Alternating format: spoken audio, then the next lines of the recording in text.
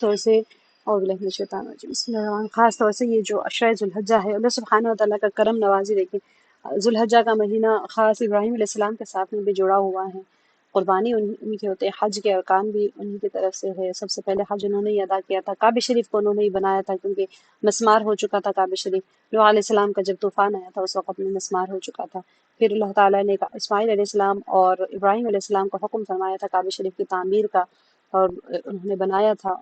تو سبحان اللہ، اس مہینے کے ساتھ اللہ تعالیٰ دیکھیں، اللہ تعالیٰ نے ہمیں کتنے بابرکت دنوں میں اعمال کروائے ہیں۔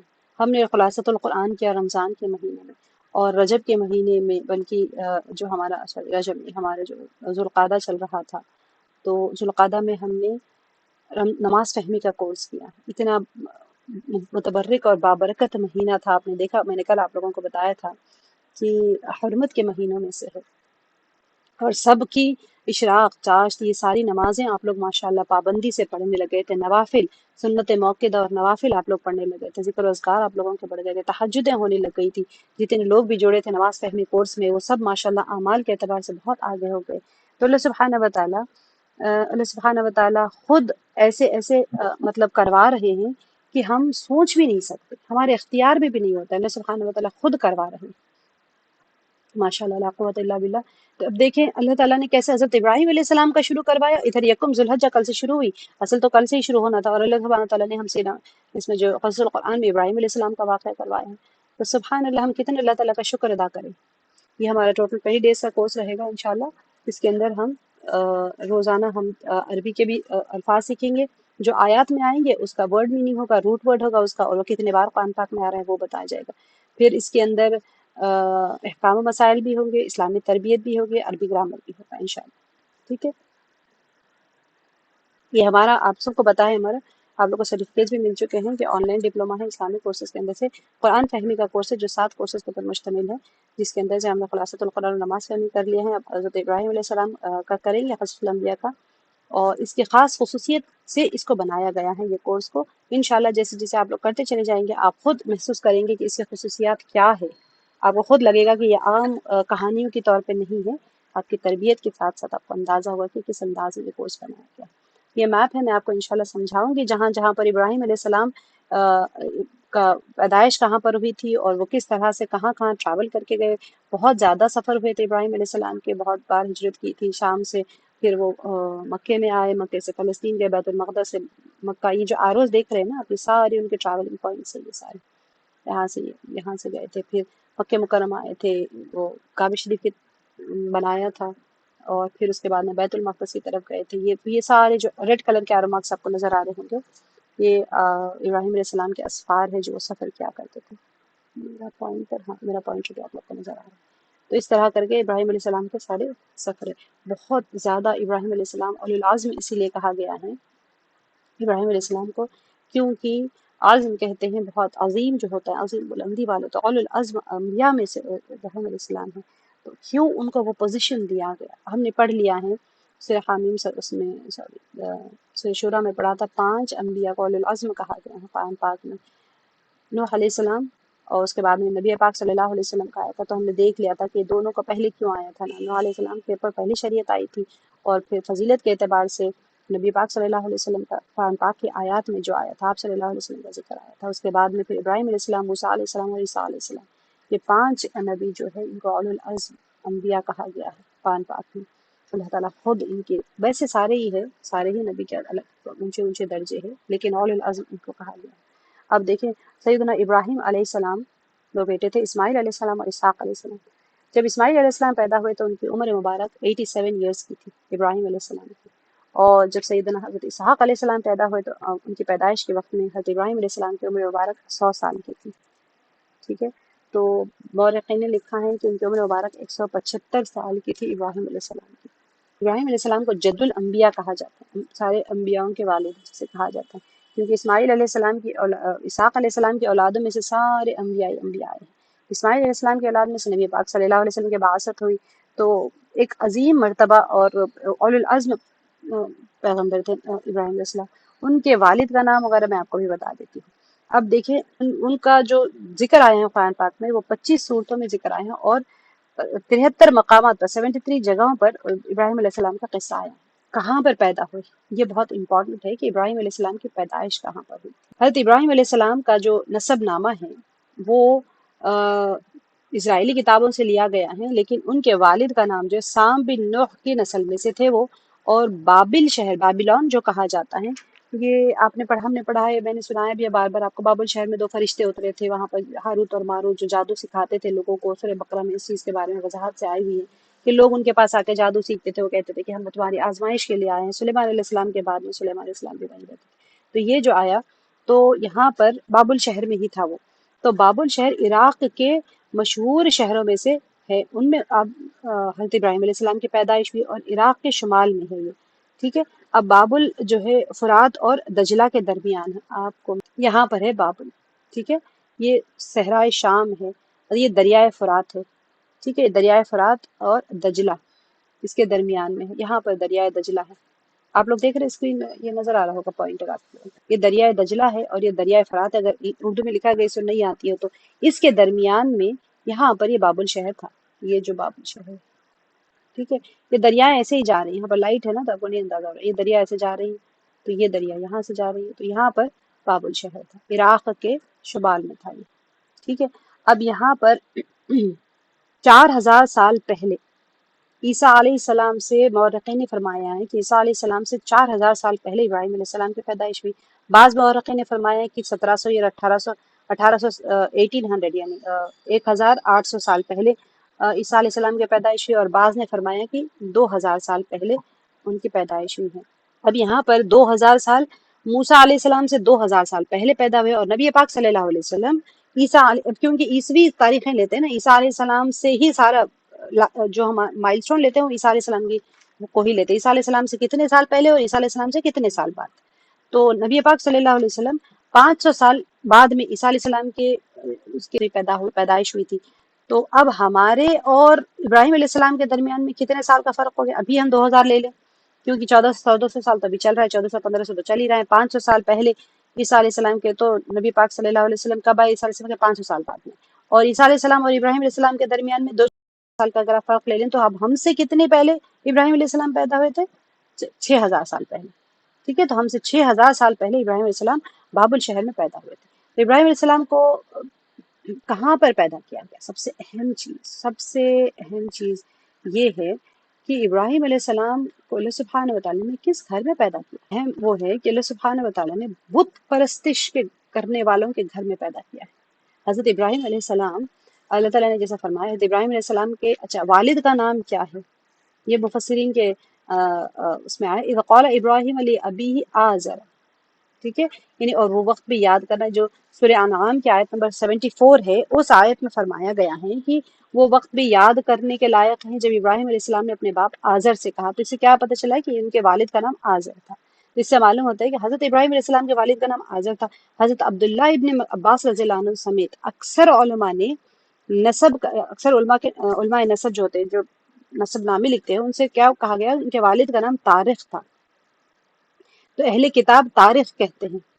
بعض علماء نے کہا کہ آزر اس بت کا نام ہے جس کی وہ پوجا کرتے تھے. ٹھیک ہے. تو اس وجہ سے اسے بھی آزر کہنے لگے.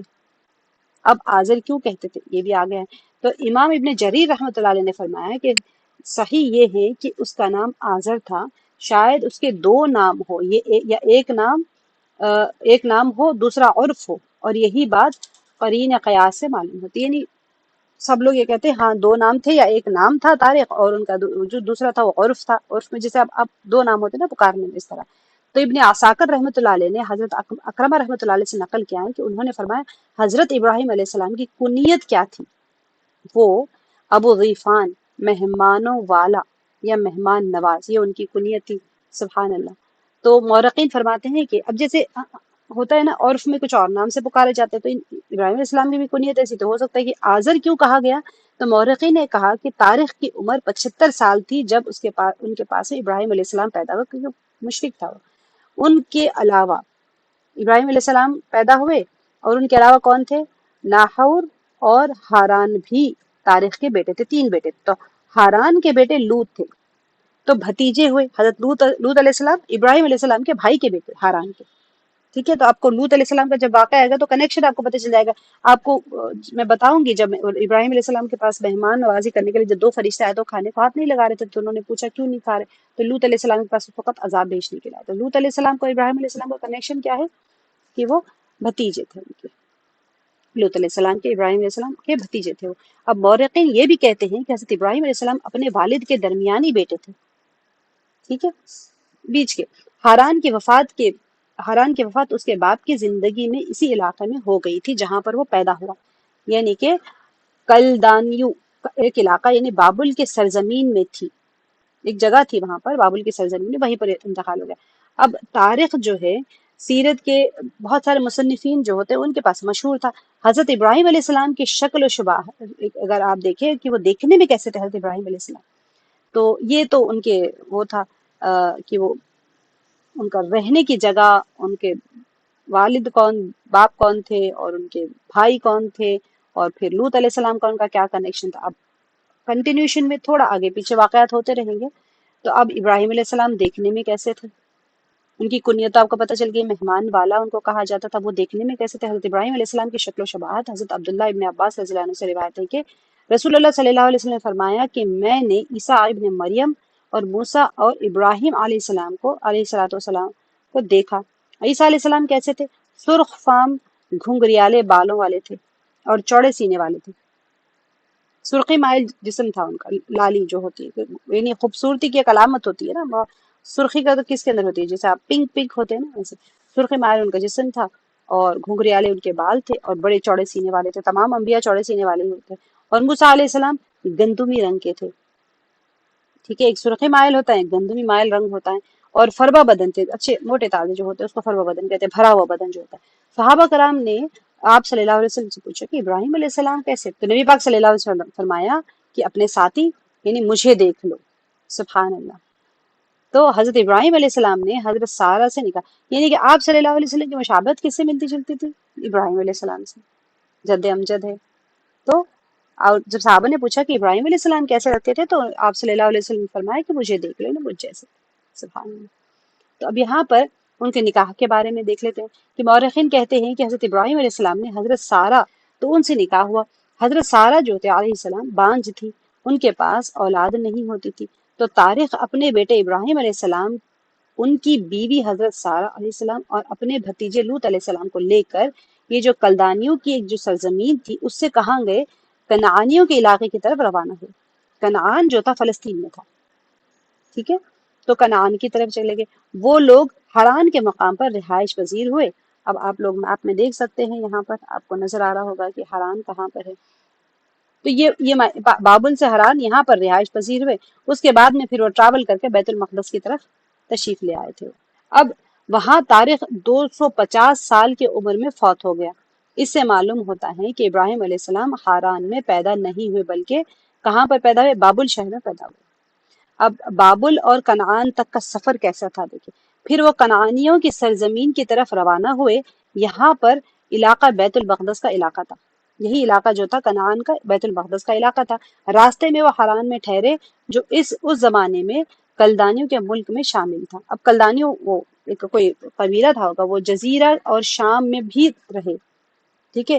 اب وہاں پر یہ جو آپ دیکھ رہے ہیں یہاں پر شام ہے، جزیرہ ہے، وہاں پر بھی رہے. یہ لوگ 7 ستاروں کی عبادت کرتے تھے، یہ جو رہنے والے تھے. اب دیکھیں ابراہیم علیہ السلام کو کہیں بھی توحید کے بارے میں کچھ بھی نہیں تھا.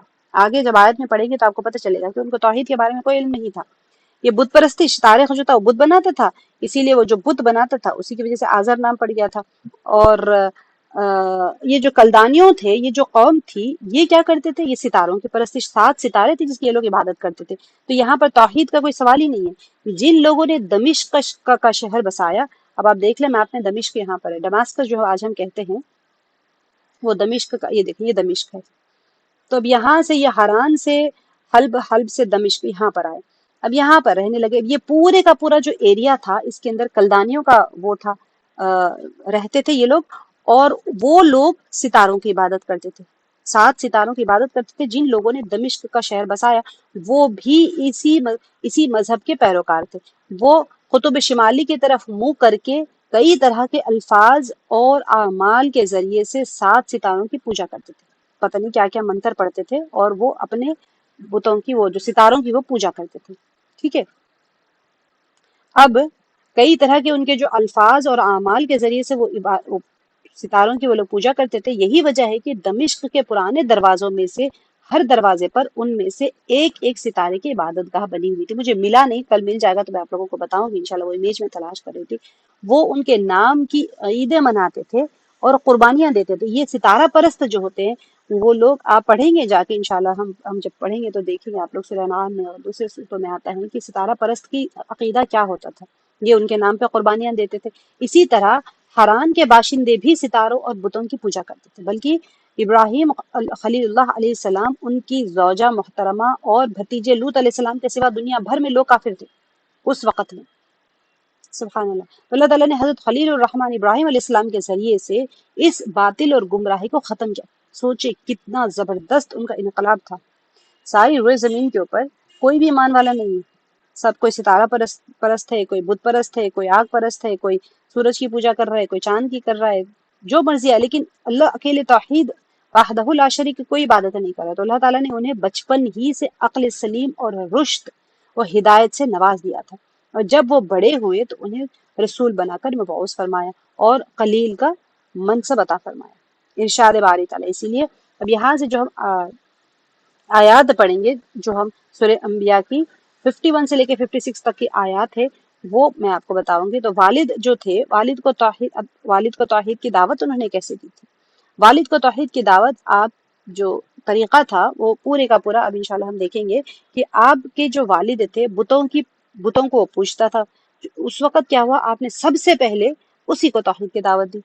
اب دیکھیں، ابراہیم علیہ السلام جس گھر میں پیدا ہوئے، وہاں پر بچپن سے وہ دیکھ رہے ہیں کہ بت گھر میں بن رہے ہیں، بت بنتے تھے گھر میں، وہاں سے اٹھا کے لے کے جا کے وہ وہاں پر پوجا گاہوں میں رکھے جاتے تھے۔ وہ سوچتے تھے کہ مٹی تم لاتے ہو، گارا تم بناتے ہو، بت تم بناتے ہو، اس کے بعد میں پھر کہتے ہو کہ یہ ہماری ضرورتیں ہم پوری کریں گے۔ اللہ سبحانہ وتعالیٰ نے ان کو حکمت عطا فرمائی تھی، رشد عطا فرمایا تھا، اور ایسی عقل و بوجھ عطا فرمائی تھی جو کہ ہدایت اور دانشمندی سے جڑی ہوئی تھی۔ تو انہوں نے، ان کے ذہن میں بچپن سے ہی انہوں نے تقلید نہیں کی، انہوں نے بت پرستش کی ہی نہیں بچپن سے۔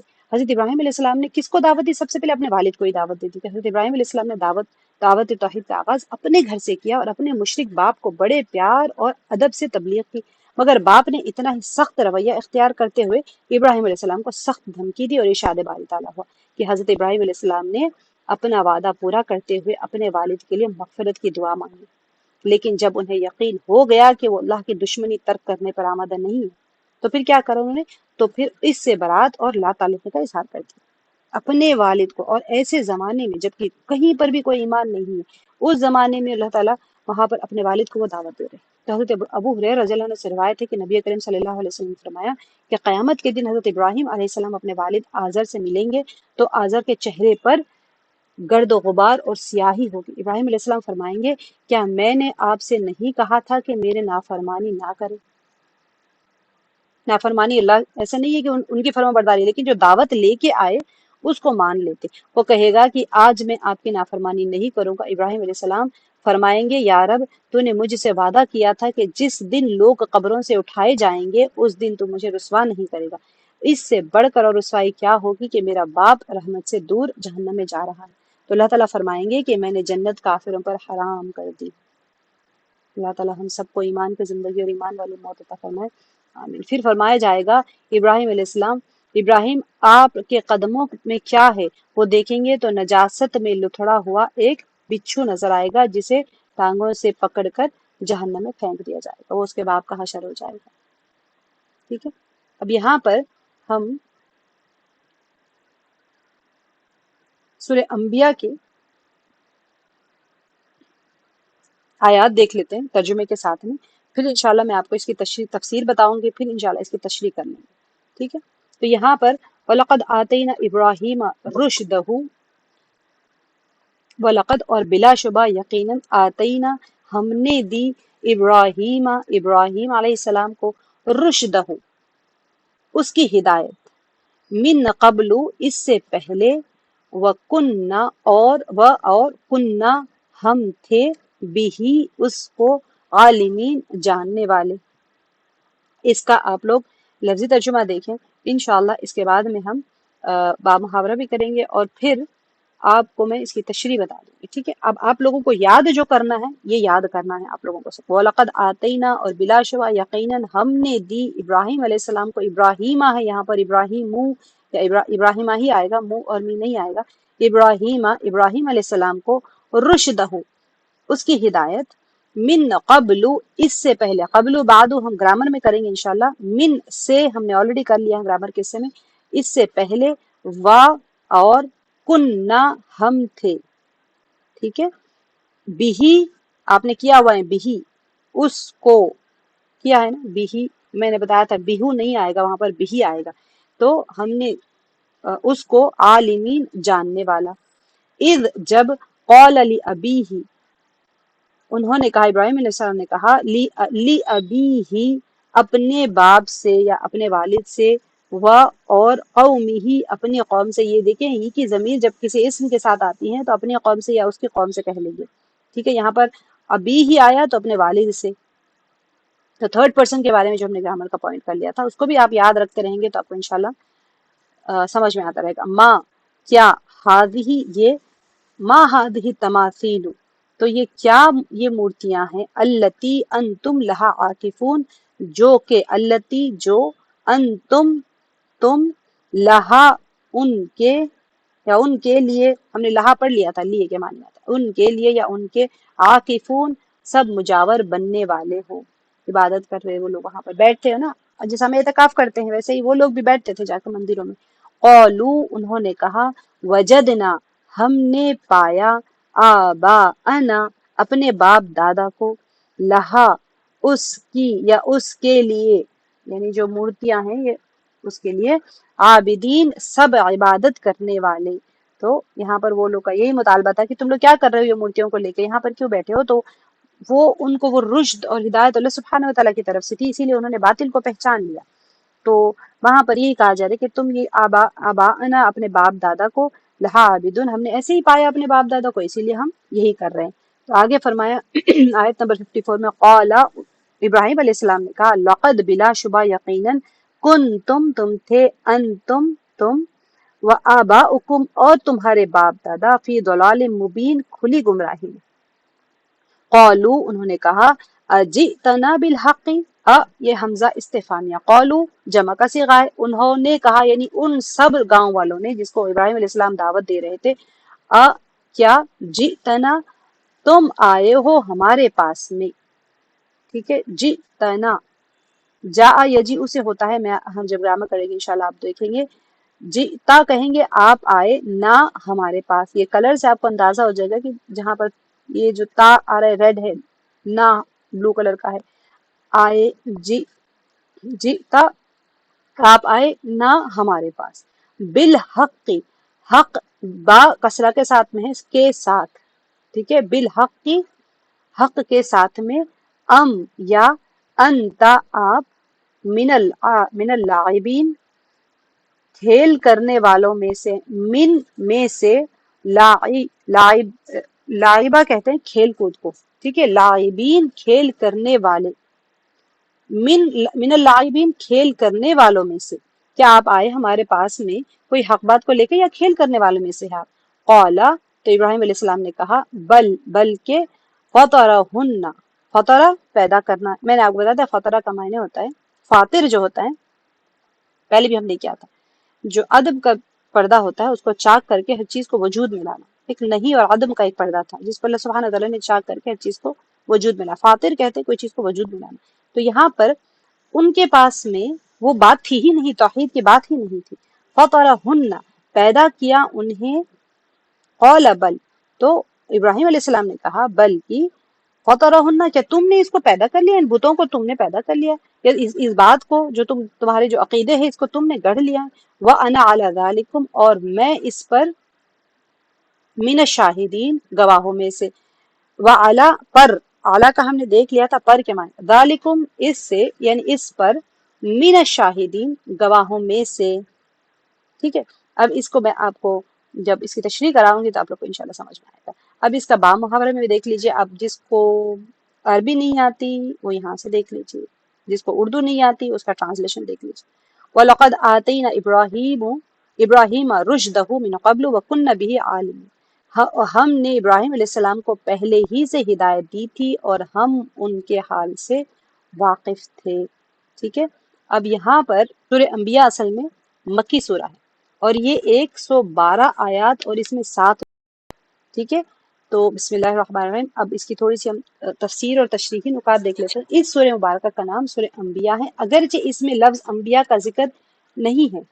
ٹھیک ہے، اس میں ذکر تو کہیں بھی نہیں آیا، لیکن اس میں بہت سے انبیاء علیہ الصلاۃ والسلام، مثلا حضرت نوح علیہ السلام، ادریس علیہ السلام، یونس علیہ السلام، ایوب علیہ السلام، ابراہیم علیہ السلام، موسیٰ علیہ السلام، اور آخر میں حضور اقدس صلی اللہ علیہ وسلم کا اس مبارک مذکور ہے۔ اس لیے اس سورے کو سورہ انبیاء، نبی کی جمع ہے انبیاء، اس سورے کو انبیاء کے نام سے موسوم کیا گیا ہے۔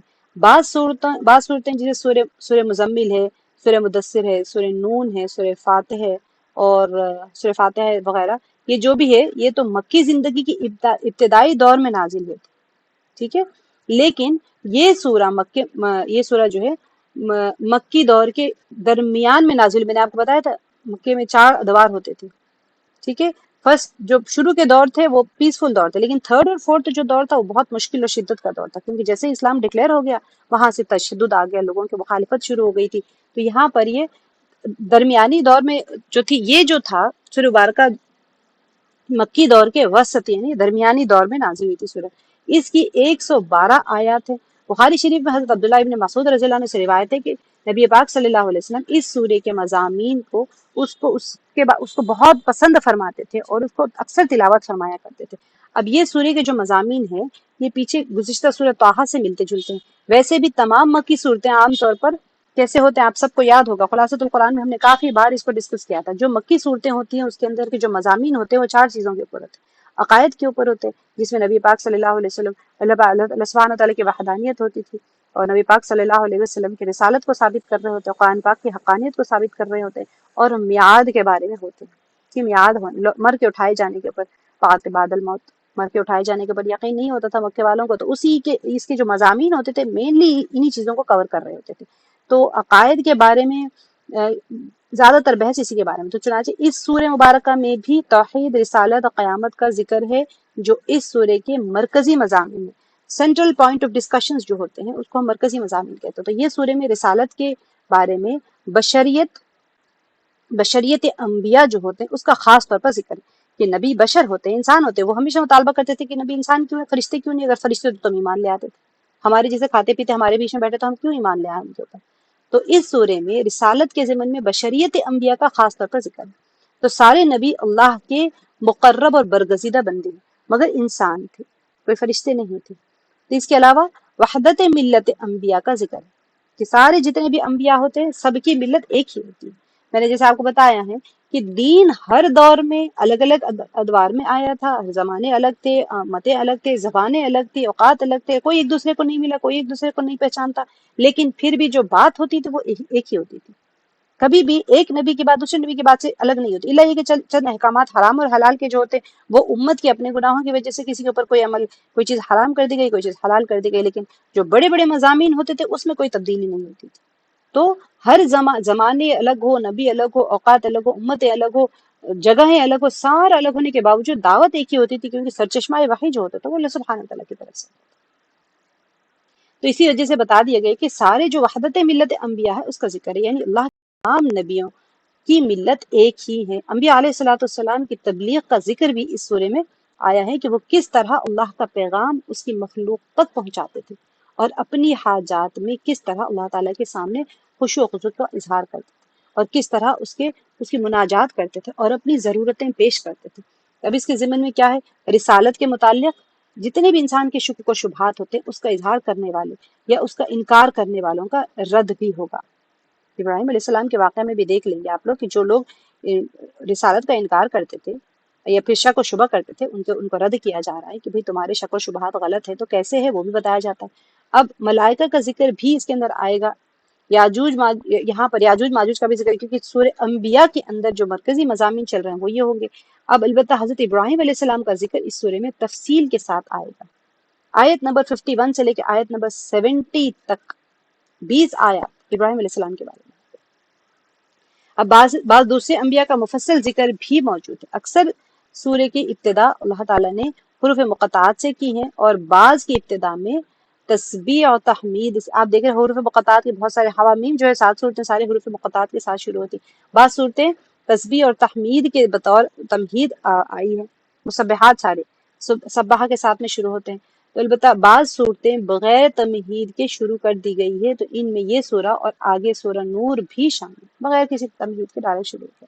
تو یہ سورہ مبارکہ میں نافرمانوں کو ان کے انجام سے براہ راست ڈرایا گیا ہے، جو بھی ہو ان کے ساتھ جو معاملہ ہوا ہے وہ بھی ذکر ہوتا ہے، اور ان کو ڈرایا بھی گیا، لہٰذا اسے بغیر تمہید کے شروع کیا گیا۔ اب پیچھے سورہ طٰہٰ کے آخر میں بیان ہوا تھا کہ ہر ایک انتظار کرنے والا ہے، تم بھی انتظار کرو کس چیز کا، اور پھر جلدی ہی جان لوگے کہ سیدھے راستے پر چلنے والا کون آدمی ہے اور منزل مقصود پر پہنچنے والا کون ہے۔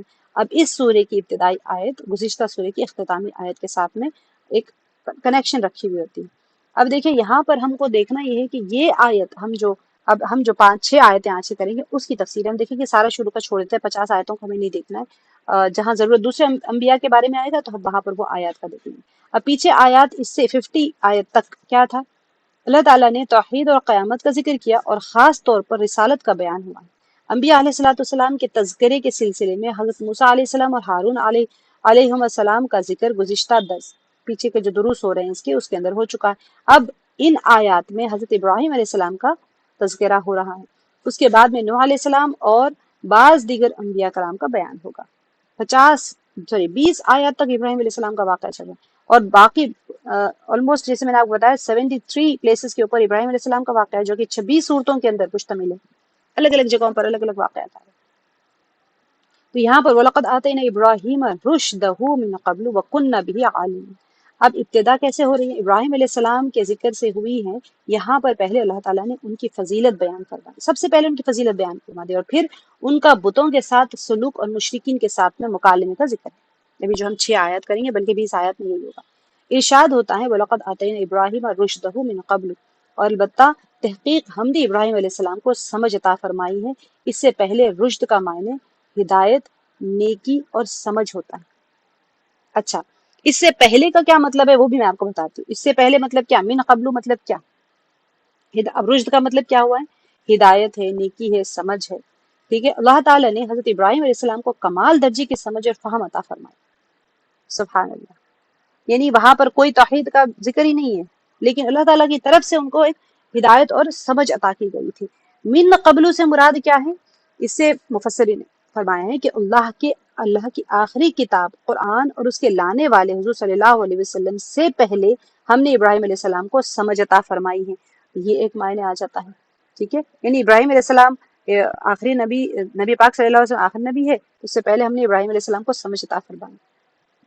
پھر مل قبل سے مراد یہ ہے کہ اللہ یہ جو اچھا ابراہیم علیہ السلام کو، اس سے مراد موسیٰ علیہ السلام پر نازل ہونے والی کتاب تورات بھی مراد ہو سکتی ہے، ٹھیک ہے، کہ تورات کے نزول سے پہلے ہم نے ابراہیم علیہ السلام کو خاص سمجھ عطا فرمائی تھی۔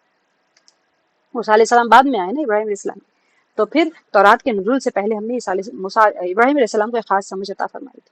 اچھا، امام ابن کثیر رحمۃ اللہ علیہ اور بعض دوسرے مفسرین کرام فرماتے ہیں کہ من قبلو سے یہ بھی مراد ہو سکتا ہے کہ ہم نے ابراہیم علیہ السلام کو بچپن ہی میں یہ فضیلت عطا فرمائی، آپ بچپن سے ہی شرک اور بت پرستی سے بیزار تھے۔ سورہ انعام میں اس طرح ہم نے ابراہیم علیہ السلام کو آسمان اور زمین کی عظیم بادشاہی دکھائی، وَلْيَكُونَ مِنَ الْمُوقِنِينَ، تاکہ وہ یقین رکھنے والوں میں ہو جائیں۔ اسی مقام پر ہے کہ اللہ تعالیٰ نے حضرت ابراہیم علیہ السلام کو ایسے دلائل توحید سمجھائے جن کے سامنے مشرک لوگ لاجواب ہو گئے۔ یہ اللہ تعالیٰ نے، جیسے موسیٰ علیہ السلام کا معجزہ تھا کہ ید بیضا تھی ان کے پاس، ساتھی جیسے ڈالتے تھے وہ بن جاتا تھا، سانپ بن جاتی تھی، جیسے وہ اپنے ہاتھ کو نکالتے تھے بغیر کسی عیب کے چمکدار ہو جاتا تھا۔ اب ابراہیم علیہ السلام کو اللہ تعالیٰ نے ایسا رشد، ایسی فہم عطا فرمائی تھی کہ مشرکین جو تھے وہ لاجواب ہو جاتے تھے ان کے سامنے، جب وہ دلیلیں پیش کرتے تھے وہ لاجواب ہو جاتے تھے۔ آپ میں کمال درجے کی علمی اور عملی استعداد تھی جو آپ کو بچپن میں ہی اللہ نے عطا فرما دی تھی۔ فرمایا وَكُنَّ بِهِ عَالِمِينَ، اور ہم اس استعداد اور صلاحیت کو بخوبی جانتے تھے۔ آپ کو رشد اور ہدایت نبوت کے بعد نہیں بلکہ پہلے ہی سے حاصل ہو چکی تھی۔ سبحان اللہ. تو آپ کو رشد اور ہدایت پہلے سے حاصل تھی، اسی لیے انہوں نے انکار کر دیا، ورنہ وہ بھی بت پرستش میں لگ جاتے. لہٰذا آپ نے بچپن میں بھی کبھی غیر معیاری بات نہیں کی تھی. تمام انبیاء میں بالعموم یہ بات ہوتی ہے کہ اللہ تعالیٰ ابتدا ہی سے ان کے لیے کمال درجے کی تربیت اور سامان مہیا کر دیتے ہیں. نبی پاک صلی اللہ علیہ وسلم کا بچپن لے لے، عیسیٰ علیہ السلام کا لے لے، موسیٰ علیہ السلام کا لے، سب کا. عیسیٰ علیہ السلام بچپن میں ماں کے گود سے بات کرنے لگے تھے، اور نبی پاک صلی اللہ علیہ وسلم سب بچے کھیل کود میں جاتے تھے، آپ صلی اللہ علیہ وسلم کبھی بھی کھیل کود میں نہیں جاتے تھے. اذ قال لأبیہ وقومہ ما هذه التماثیل التي انتم لها عاکفون. انہوں نے کیا کیا؟ جب انہوں نے اپنے باپ اور اپنی قوم کے لوگوں سے کہا یہ کیا مورتیاں ہیں جن کی پرستش میں تم معتکف یا قائم ہو. یہاں پر ابراہیم علیہ السلام کی طرف سے دعوت توحید کا آغاز ہوتا ہے کہ آپ اپنے باپ اور ساری قوم کو بتوں کی پرستش کرتے دیکھ رہے تھے، اور دل ہی دل میں کڑ رہے تھے کہ آخر یہ بت ان لوگوں کو کون سا فائدہ پہنچاتے ہیں جو یہ ان کی اس حد درجے تعظیم کرتے ہیں، ان کے سامنے رکوع اور سجدہ کرتے ہیں، اور پھر ان پر پھول چڑھاتے ہیں اور ان کو نذرانے پیش کرتے ہیں. آخر ایک روز آپ کا پیمانہ صبر لبریز ہو گیا. اذ قال لأبیہ وقومہ، جب آپ نے اپنے باپ اور قوم سے یوں کہا کہ اس مقام پر ابراہیم علیہ السلام کے باپ کا نام نہیں لیا گیا ہے. البتہ سورہ انعام میں آزر نام موجود ہے. اب بائبل میں ان کا نام طارق ہے، جس سے میں نے آپ کو پہلے بتا دیا. اصل میں طارق ان کا ذاتی نام تھا اور آزر لقب تھا، کیونکہ وہ کے جو تھے وہ مندر کے سردار تھے اور کاہن تھے. گویا کہ یہ دونوں نام ایک ہی شخصیت کے ہیں جو ابراہیم علیہ السلام کے والد. اس وقت پوری قوم بت پرستش میں مبتلا ہو چکی تھی. بتوں کے نام پر وہ چڑھاوا چڑھایا کرتے تھے. ان کے بت وہ گھر میں بناتے تھے اور پھر لے کے جا کے مندروں میں رکھ دیتے تھے. ان کی پوجا کی جاتی تھی اور بتوں کی خرید و فروخت عام تھی. وہاں پر لوگوں نے اپنے گھروں میں بھی بت رکھے ہوئے تھے جن کو اپنی وہ حاجتیں پیش کرتے تھے اور پھر ان پر چڑھاوے چڑھایا کرتے تھے. ابراہیم علیہ السلام یہ سب کچھ اپنی آنکھوں سے دیکھ رہے تھے. ایک دن نہ رہ سکے تو اپنے باپ اور باقی قوم کے لوگوں کو فرمایا ما هذه التماثیل التي انتم لها عاکفون. آپ سوچیں دعوت کیسے دی ہوگی انہوں نے، جبکہ کوئی نہیں ہے یہ بات کہنے والا. اسی لیے ان لوگوں نے کہا آگے کے جو جواب تھے، تو ان مورتیوں کی کیا حیثیت ہے جن پر تم یہ سارے کام کر رہے ہو؟ تم خود ہی ان مجسموں کو تراشتے ہو اور پھر ان کو بنا کر تم ایک جگہ رکھ دیتے ہو اور پھر ان کی پوجا شروع کر دیتے ہو. بھلا جن بتوں کو تم خود اپنے ہاتھوں سے تراش کر بناتے ہو وہ تمہاری کیا مدد کر سکتے ہیں؟ ذرا اپنی عقل کے پردوں کو ہٹاؤ اور دیکھو تو صحیح تم کر کیا رہے ہو. کیا کھیل کھیل رہے ہو؟ یہ بے جان اور بے حس و حرکت بت تمہیں کیا فائدہ پہنچا سکتے اور تمہاری کون سی حاجت پوری کر سکتے؟ تو یہ اصل میں ان لوگوں کا ان کی جو خرافات تھی ان کے اندر، وہ ابراہیم علیہ السلام نے سوال کر دیا ان سے. تو ابراہیم علیہ السلام کو کیسے پتہ چلا کہ ان بتوں کے اندر کچھ بھی نہیں ہے، جبکہ انہوں کو کسی نے سکھایا ہی نہیں تھا. وہ نبی تھے، اللہ سبحانہ وتعالیٰ نے جو شروع میں فرما دیا کہ ہم نے ان کو ایک ہدایت اور فہم عطا کی تھی، رشد جو دیا تھا. قالوا وجدنا آباءنا لها عابدون. انہوں نے کیا کہا؟ پھر وہ کہنے لگے کہ ہم نے اپنے باپ دادا کو ان کی پرستش کرتے دیکھا. تو یہاں پر ان کے پاس یہی تھا تو قالو ابراہیم علیہ السلام کے سوال کے جواب میں آپ کے باپ اور باقی قوم نے کہا کہ وجدنا آباءنا لها عابدین، ہم نے اپنے آبا و اجداد کو ان کی پوجا کرتے ہوئے دیکھا ہے، لہذا بھی ان کی عبادت کر رہے ہیں. گویا کہ ہم تو اپنے باپ دادا کے دین پر ہیں، جس طرح وہ کرتے ہیں ہم بھی ویسے ہی کریں گے، اس سے زیادہ ہم کچھ بھی نہیں کریں گے. اب کوئی آپ کا سوال کا جواب بھی نہیں دے گا. جو ہم کو ہمارے باپ دادا کو ہم نے کرتے دیکھا ہم اسی کو کریں گے. اسی بات کا نام اندھی تقلید ہے.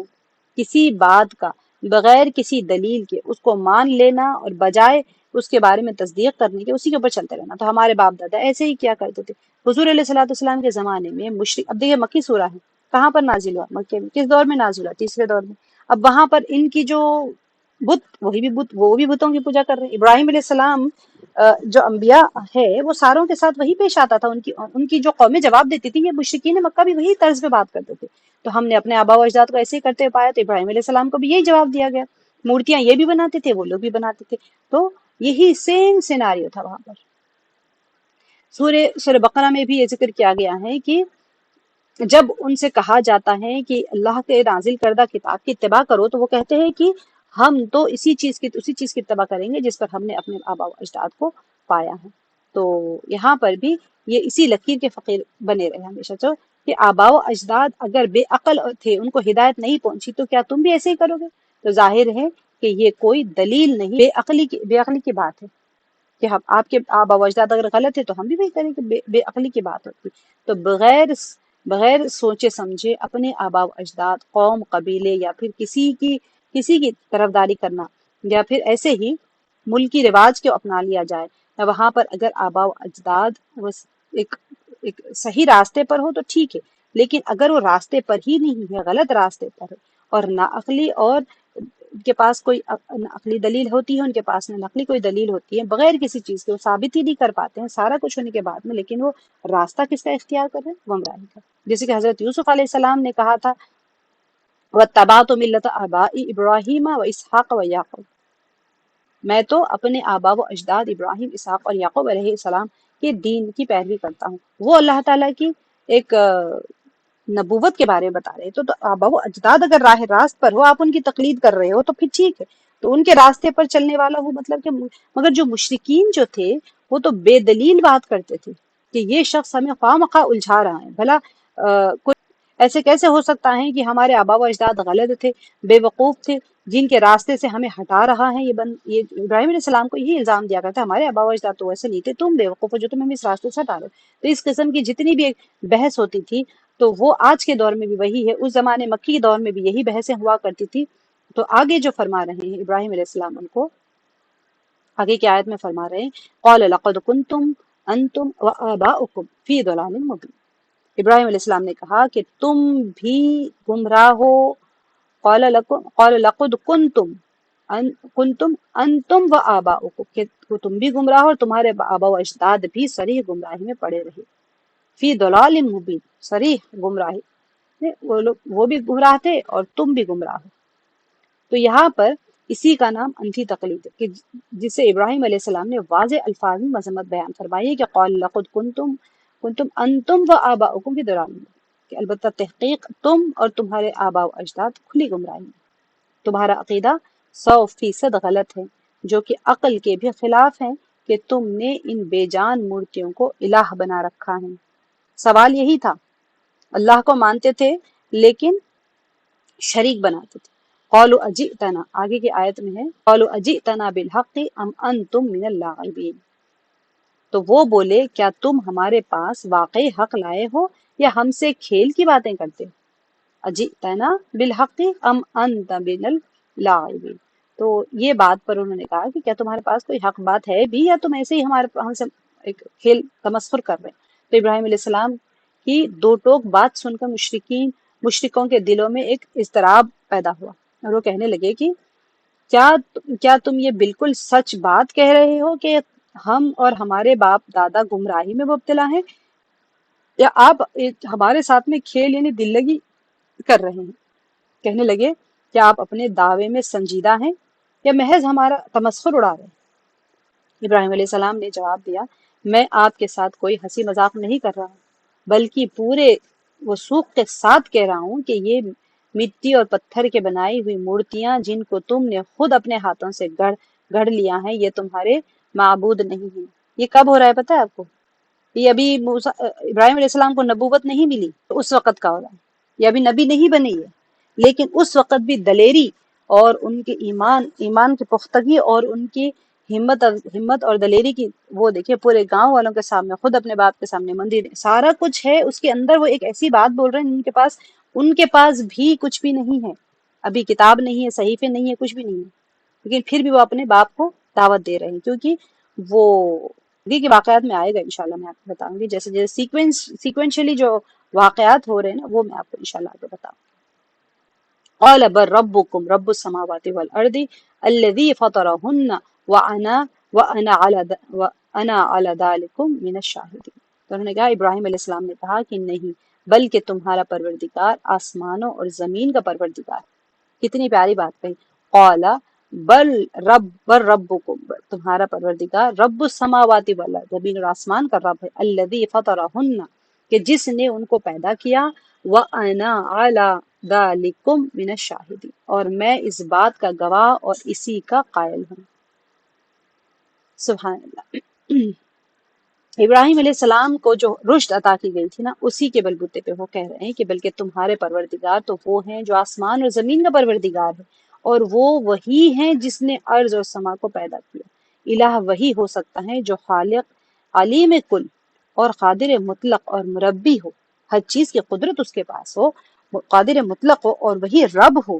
رب کا ہم بار بار پڑھتے آئے ہیں کہ کسی کو پیدا کر کے اس کے حال پہ چھوڑنا نہیں، بتدریج ایک حال سے دوسرے حال تک پہنچاتے ہوئے اس کو ایک کمال حد تک پہنچانے کو رب کہتے ہیں۔ اور ہم نے رب کی تکوینی خصوصیات بھی، ربوبیت کے اللہ سبحانہ وتعالیٰ کے تکوینی ربوبیت اور تشریعی ربوبیت کے بارے میں بھی دیکھ لیا تھا کہ کیسی اس کی صفات ہوتی ہے اللہ سبحانہ وتعالیٰ کی، کہ کس طرح سے کائنات کو چلا رہے ہیں شریعت کے مطابق اور تکوین کے مطابق۔ تو الہ وہی ہو سکتا ہے جو خالق بھی ہو، عالم کل بھی ہو، قادر مطلق بھی ہو، اور مربی ہو، اور جن کو تم پوجتے ہو یہ تو کسی بھی صفت کے مالک نہیں ہے، پھر بھلا یہ کیسے الہ ہو سکتے ہیں؟ تمہارا پروردگار خالق ارض و سما ہے اور وحدہ لا شریک ہے، وَأَنَا عَلَىٰ ذَلِكُم مِّنَ الشَّاهِدِينَ، اور میں اس معاملے میں پورے طریقے پر تمہارے سامنے بطور گواہ موجود ہوں، لہذا میری بات مانو اور ان بتوں کی پرستش چھوڑ کر اللہ سبحانہ وتعالی یعنی خدا وحدہ لا شریک کے سامنے اپنے آپ کو سرنڈر کر دو، جس کے سوا کوئی عبادت کے لائق نہیں ہے۔ تو یہ ہم یہاں تک کہ انشاءاللہ ہم اس کے آگے کی کل کے سبق میں کریں گے۔ آج آپ لوگوں کو اس کی تشریح کو سمجھنا ہے اچھے طریقے سے، اس کے بعد میں انشاءاللہ آپ لوگوں کو اس کے تفصیلی نکات بھی بتاؤں گی، اور انشاءاللہ باذن اللہ آپ لوگ آگے کا دیکھ لیتے ہیں، ہم گرامر دیکھ لیتے ہیں اس کی تھوڑی سی، کہ رشدہ، رشدہ کا روٹ ورڈ ہوتا ہے را شین دال، یہ آپ لوگوں کو یاد کرنا ہے، ٹھیک ہے؟ واحد مذکر یہ چھوڑ دیں، آپ کو اگر نہیں یاد ہوتا ہے، کوئی گرامر تھوڑا جاننے والے ہیں تو ان کے لیے ٹھیک ہے، واحد مذکر ہے اور واحد ہے۔ رشدہ ہدایت یابی، فہم سلیم کو کہتے ہیں، ٹھیک ہے؟ اور عالمین، اب دیکھیں یہ جو را شین دال، یہ قرآن پاک میں 19 مرتبہ آیا ہے، اور 7 بار یہ جو ہے رشد اگر کہیں، روشین دال اگر اسی بعینی ہے اگر آپ کہیں گے تو یہ 7 بار آیا ہے، اور 19 مرتبہ الگ الگ فارمز میں آیا، الگ الگ طریقے، الگ الگ ابواب سے، الگ الگ طریقوں سے آیا ہے، لیکن ٹوٹل یہ 19 ٹائمز آیا قرآن پاک میں۔ عالمین ہے یہ، عالمین، عالمین میں عین لام میم، جاننے والے، ٹھیک ہے؟ یہاں پر عالمین قرآن پاک میں 854 ٹائمز آیا ہے، 854 ٹائمز آیا ہے، اور الگ الگ 14 ڈرائیو فارمز میں، الگ الگ ابواب سے، ٹھیک ہے؟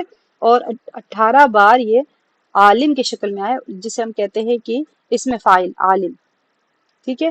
اور 382 ٹائمز عالمہ، یہ فعل کی شکل میں آیا ہے، یہ اسم فاعل کہتے ہیں اس کو، عالم، عالمی، ٹھیک ہے؟ علم کا جاننے والا، یہ کوئی چیز کا جاننے والا۔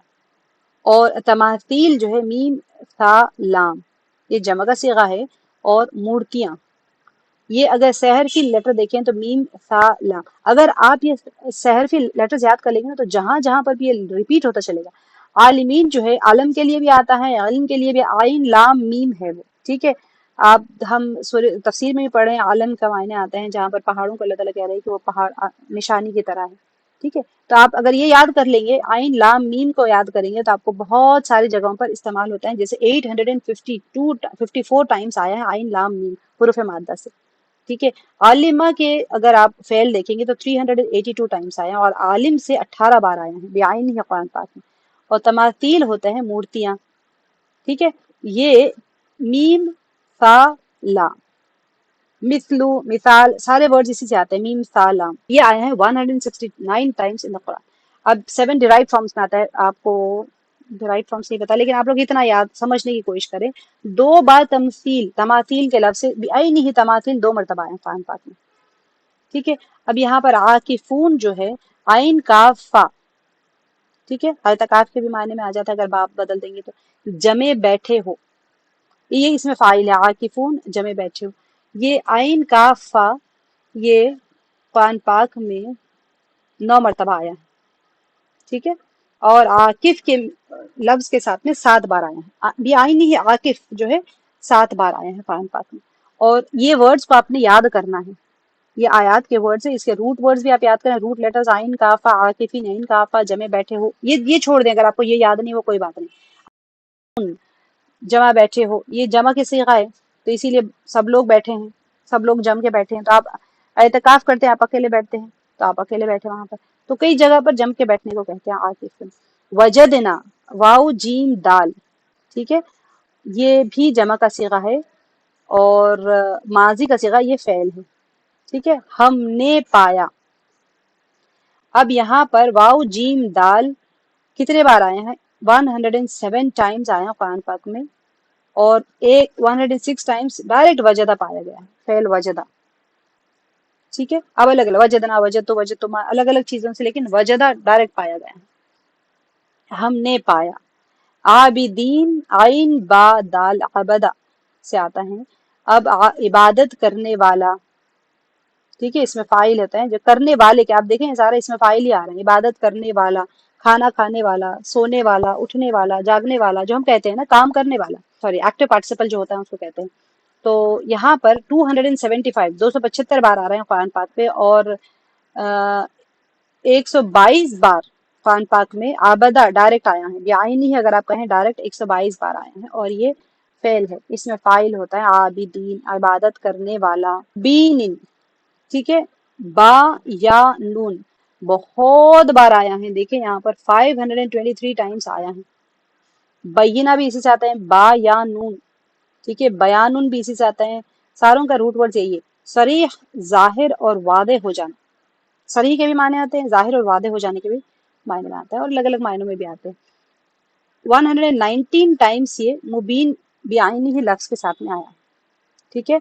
अब और है फतरहुन्ना, ये भी इसमें फाइल है मुबीन, फतरहुन्ना, फा तो रॉ, उन्हें पैदा किया, ठीक है। ये कुरान पाक में 20 टाइम्स आया है, और फतरा डायरेक्ट अगर आप देखेंगे तो 10 बार आया है, ये वर्ब के फॉर्म में, फेल के फॉर्म में। अगर आप लोग ये वाला याद ना भी करें, इस थर्ड वाले कॉलम को ना भी याद करें, ये दो कॉलम्स को जरूर याद करें, ठीक है। शाहिदीना, शाहिदीना शीन हा दाल, गवाह, ठीक है। ये कुरान पाक में 160 मरतबा आया है अलग अलग तरीकों से, और डायरेक्ट अगर आप शाहिद अगर देखेंगे तो 21 टाइम्स आया है। एक्टिव पार्टिसिपल जिसे हम इसमें फाइल कहते हैं, ठीक है। शाहिदीना जमा का सीगा है, गवाहों में या गवाह जो होते हैं। अब यहाँ पर अहकाम मसाइल हम देख लेते हैं, टाइम क्रॉस हो रहा है। अब आपको एक मैं रिपीट भी करवा देती हूँ इसको, आयतों को। ये 6 आयत है जिसको आपने याद करना है। वलक़द आतैना इब्राहीम, अब इसको पढ़ें भी बहुत अच्छे तरीके से, आप थोड़ा सा नेट पे खोलें, और ये जो यहाँ पर मैंने ये इसीलिए लिया वलक़द, ये हुरूफ़ क़लक़ला के लिए थोड़ी सी तजवीद के भी अहकाम इसके अंदर है, इसी वजह से ये आयत को वलक़द आतैना, यहाँ पर मद खींचने का। इब, यहाँ पर जो जिन्होंने तजवीद की है वो थोड़ा सा ध्यान कर लीजिए, क़लक़ला का इब, इब रॉ मोटा पढ़ना है, इब्राहीम, रुशदहु, रुशदहु मोटा पढ़ना है थोड़ा सा इसको, रुशदहु मिन क़ब्लु। अब जिन्होंने पढ़े हुए हैं यहाँ पर कौन सा कायदा लगता है बताइए, इख्फा का कायदा लगता है यहाँ पर। मिन क़ब्लु, क़ा को बोटा पढ़ना है, मुस्तालिया हुरूफ है, और बा को यहाँ पर आपने खलकला करना है। क़ब्लु व कुन्ना, यहाँ पर फिर आपने नून गुन्ना है तो थोड़ा सा गुन्ना करेंगे, और बिही आलिमीन, यहाँ पर या आया है तो 2 हरकत खींचना है यहाँ पर। तो जो तजवीद करे हुए वो थोड़ा सा उसके ऊपर गौर कर लें, और जो तजवीद नहीं किए हुए हैं वो अब फिल वक़्त के लिए आप लोग थोड़े से मखारिज के ऊपर थोड़ा गौर करें, आहिस्ता आहिस्ता पढ़ें, कोई जल्दी नहीं है। कुरान पाक में से आप थोड़ा सा यूट्यूब पे निकालें, इसका सुने 1-2-3 बार। 6 आयत है, कोई मुश्किल नहीं है। तर्जुमा, लफ्जी तर्जुमा यहाँ पर नीचे से याद, ये बामुहावरा याद करें। पहले आपको लफ्जी तर्जुमा दिया गया है, इसको आप समझने के लिए आसान हो जाता है, क्योंकि बामुहावरे में वर्ड्स आगे पीछे हो जाते हैं। देखिए अब यहाँ पर वलक़द है और हमने दिया यहाँ पर, अब हमने तो नहीं है इसका तर्जुमा वलक़द का, इसके लिए आप जाके देखेंगे वलक़द क्या है, और बिलाशुबा यकीनन आतैना हमने दिया। तो आपको ये समझ आ जाता है कि इस वर्ड का मीनिंग कैसा है। यहाँ पर भी कलर कॉम्बिनेशन में देने से आप लोग को समझने में आसानी होगी, याद करने में आसानी होगी। अब आतैना तो आप समझेंगे कि हमने, और ना को आप समझेंगे दी, ऐसे नहीं है। हमने दी में ये ना को शुरू में कर दिया, आती असल में होता है ये आखिर में हो गया। तो इसीलिए थोड़ी सी आपकी हेल्प हो जाए, इसी वजह से ये थोड़ा कलर कोडेड है। और यहाँ पहले लफ्जी तर्जुमे को टाली करते रहे, मैं ये आपको शेयर कर दूंगी ग्रुप में, आप खुद थोड़ी सी मेहनत करें बैठ के, इंशाल्लाह बिइज़्निल्लाह आपको याद होते चले जाएंगे। اب یہاں وَلَقَدْ آتَيْنَا إِبْرَاهِيمَ رُشْدَهُ مِن قَبْلُ وَكُنَّا بِهِ عَالِمِينَ. آپ اس کو تھوڑا سا اچھا کر کے پڑھیں. آپ کے قرآن پاک ہے، آپ کی اپنی آخرت ہے، آپ کی اپنی تلاوت ہے. اللہ سبحانہ سمجھ رہے پڑھیں، اس کو پڑھیں، پھر ترجمہ پڑھیں، آیت پڑھیں، ترجمہ پڑھیں، 5 بار پڑھیں، یاد ہو جائے گا انشاءاللہ. قرآن پاک میں ٹک کر لیجئے. اب یہاں پر اذ قال لأبیہ وقومہ ما هذه. اب یہاں دیکھیں اذ قا موٹا پڑھنا ہے اس کو. اذ یہاں پر اس کو پھر گھمانا بالکل نہیں، اذ بس ختم. اذ پڑھ دیں گے یہ غلط ہو جائے گا، ہلانا ہی نہیں ہے مخرج کو یہاں سے. اذ قال لأبیہ قو موٹا پڑھیں گے یہاں پر قومہ ما هذه تماثیل، اس میں زیادہ کچھ نہیں. التی یہاں پر کھینچنا ہے حرکات کو. تم اخفا کا اخفا ہوتا ہے یہاں پر، جو تجوید کرے وہ لوگ دیکھ لیجیے گا، اخفا کا لگتا ہے یہاں پر. تم اصل میں اخفا کیسے کرنا ہوتا ہے؟ آئی این جی آپ پڑھتے نا کمنگ، اب اس کے در کتنا ناک میں گھماتے ہیں اتنا ہی گھمانا ہوتا ہے. نون کی آواز ہی نہیں ہوتا ہے، بس ختم. تم نون کہاں نکل رہا ہے یہاں پر؟ نہیں نکل رہا. لہا عاکفون ختم. یہ تھوڑا 2 حرکات کھینچنا ہے آپ کو، زیادہ کچھ ایسا مشکل نہیں ہوتا، آسان سا ہوتا ہے. قا موٹا پڑھنا ہے یہاں پر قالو، اور یہ بھی 2 حرکات کھینچنا ہے. وجد یہاں پر خلخلہ کرنا ہے. وجدنا خلخلہ میں اور نارمل میں کیسا ہوتا ہے؟ جب آپ نارمل حروف پڑھتے ہیں نا، اس کو مخرج سے ہٹانا ہی نہیں ہوتا ہے. جیسے کہ آپ جیسے کہ کہیں ساکن ہوتا ہے نا، تو میں بتا دوں گی آپ کو، پیچھے کی آیت میں بھی ساکن نہیں آیا. دیکھیں یہیں پر میں نے آپ کو اذ بس اذ پڑھیں گے تو غلط ہو جائے گا. اذ قال اذ بس ختم، وہیں روکنا ہے. اپنے مخرج کو ہلانا ہی نہیں ہے اپنی جگہ سے. ادائیگی جو ہوتی ہے بالکل اپنی جگہ سے نہیں ہلانا. اذ قال لأبیہ وقوم. اب دوسری جگہ یہاں پر کوئی نہیں ہے، یہاں پر ساکن حروف جب آئے گا تو میں بتاؤں گی. وجد قطب جد قاف طا با جیم دال، یہ 5 حروف ہوتے ہیں جس پر خلخلہ کرنا ہوتا ہے، تو یہاں پر خلخلہ آئے گا. وجدنا آباءنا لہا عابدین.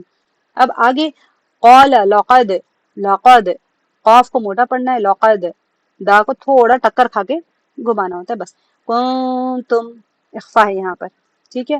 انتم وآبا یہاں پر کھینچنا ہے. آپ آرام سے 5 حرکت کھینچیں اس کو 2 حرکات کھینچنے. آباؤکم. اب یہاں پر پھر کم نہیں ہوگا، آباؤکم. فی ضلال، اب یہاں پر آپ غنہ کریں گے. فی ضلال مبین. یہاں پر کون سا قاعدہ لگتا ہے؟ جو پڑھے ہوئے ہیں وہ بتائیے گا مجھے.